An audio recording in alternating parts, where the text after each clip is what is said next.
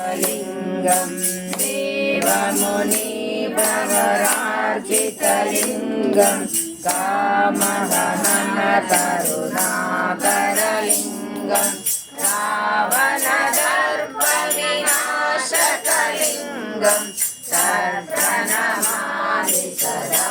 शिवलिङ्गं सर्वसुगन्धसुलेपितलिङ्गं बुद्धिविवर्धनकारणलिङ्गं सिद्धसुरासुरवन्दितलिङ्गं तत्प्रणमामि सदा शिवलिङ्गं कनकमहामणिभूषितलिङ्गं फणिपरिवेष्टितशोभितलिङ्गं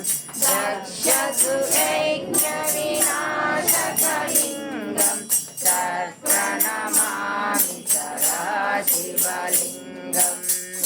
कुमचन्दनरोदितलिङ्गं पङ्कजहारसुशोभितलिङ्गं सञ्चितपापविनाशकलिङ्गं तत्प्रणमामि सदा शिवलिङ्गं शिवगणार्चितसेवितलिङ्गं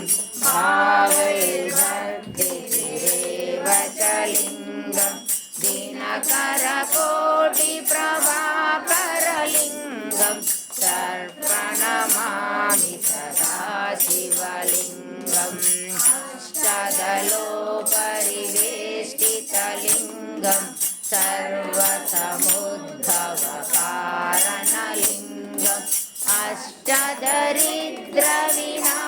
अष्टदरिद्रविनाशकलिङ्गं तत्प्रणमामि सदा शिवलिङ्गं सुरवरपूजितलिङ्गं सुरवरपुष्पसदार्जितलिङ्गं परमपदं परमात्मकलिङ्गं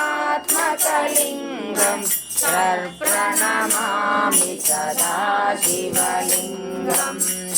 नाष्टकं इदं पुण्यं यत् पठेत् शिवसन्निधौ शिवलोके महात्मो